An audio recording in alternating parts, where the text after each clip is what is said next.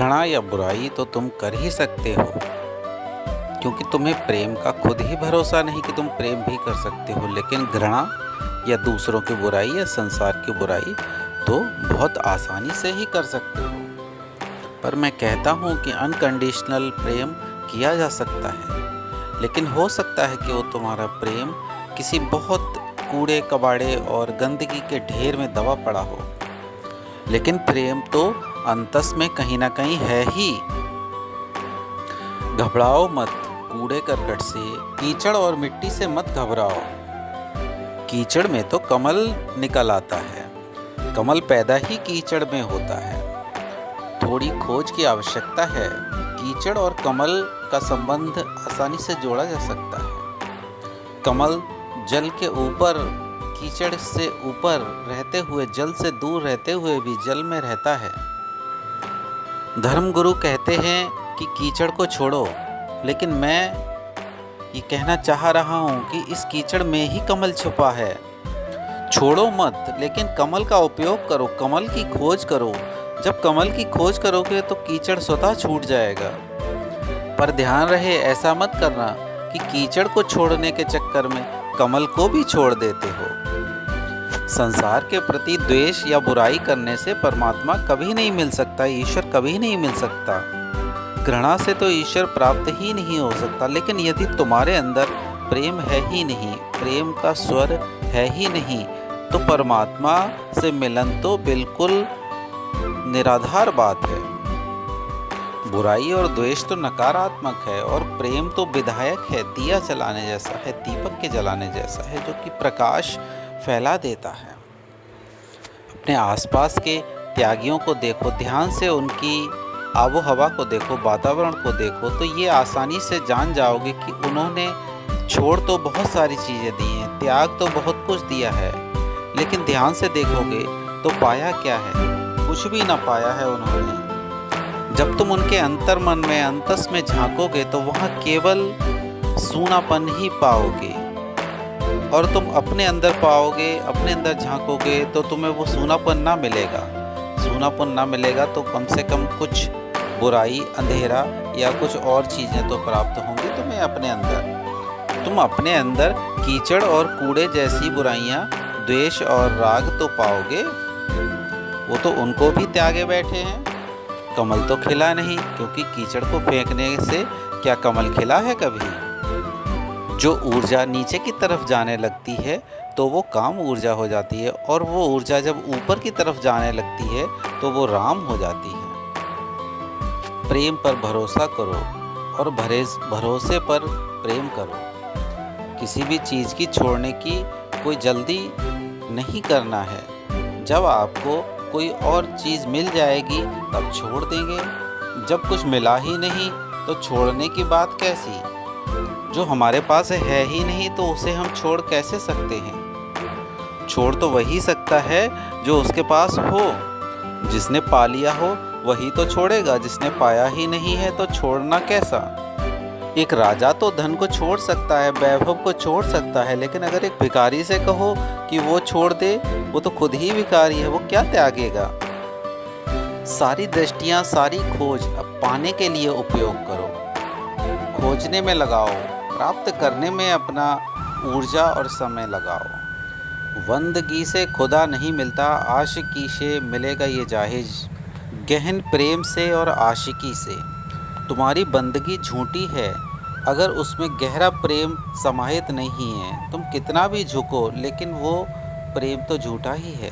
कितनी ही इबादत करो, कितनी ही प्रार्थना करो, कितनी ही पूजा करो, कितने ही मंदिरों के चक्कर लगाओ, कितने ही मंदिरों में घंटे बजाओ, भिन्न भिन्न फूलों से पूजा के थाल सजाओ, ये बंदगी ईश्वर की झूठी है जब तक इसके अंदर प्रेम का दिया न जलता हो, प्रेम का सुर न बजता हो। जब तक परमात्मा तुम्हारी प्रेमिका ना हो जाए, तुम्हारा प्रेमी ना हो जाए, प्रेयसी ना हो जाए, जब तक बिल्कुल आत्मीय संबंध ना पैदा हो जाए।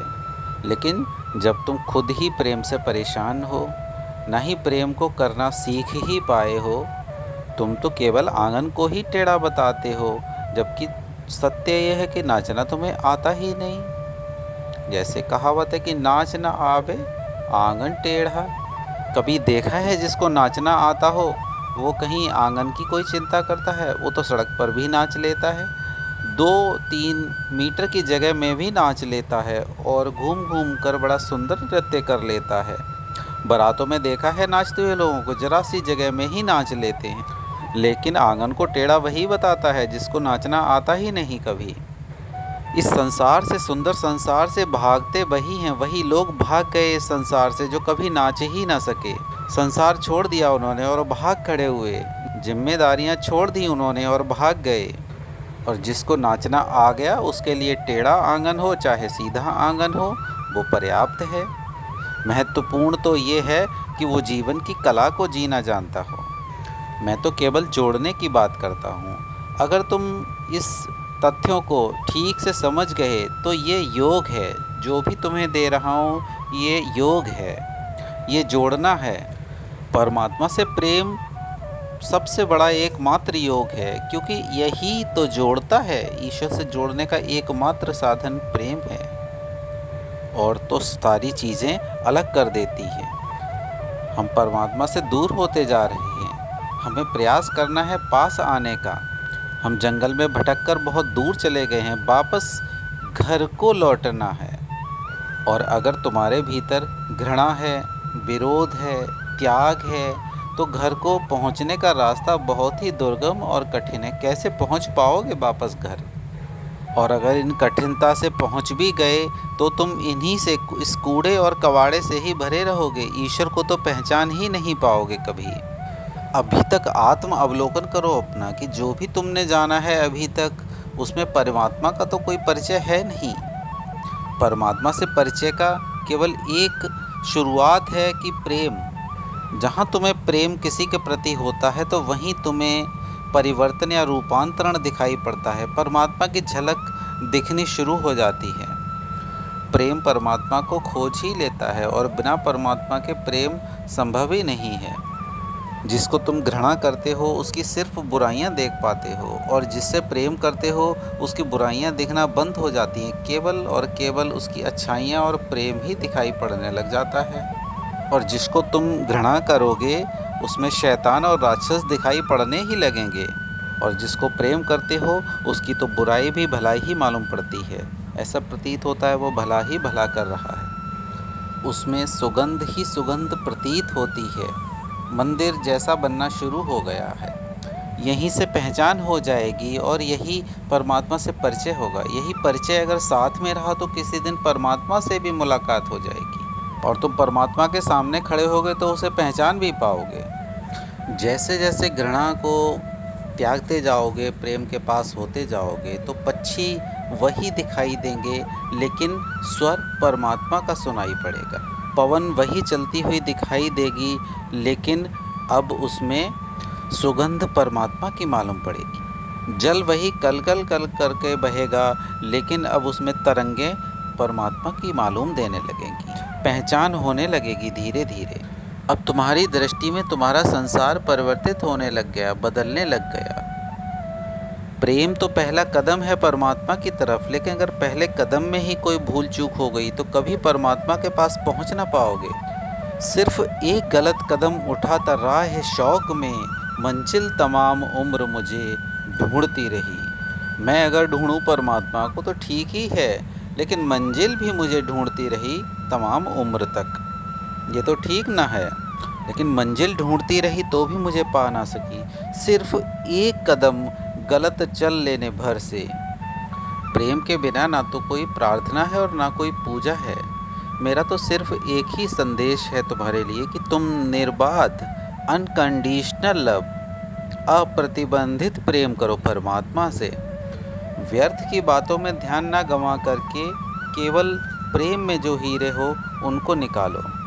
मिट्टी को छोड़ दो, धूल को छोड़ दो, कीचड़ को छोड़ दो, और प्रेम में जो कमल हो उसको खिला लो।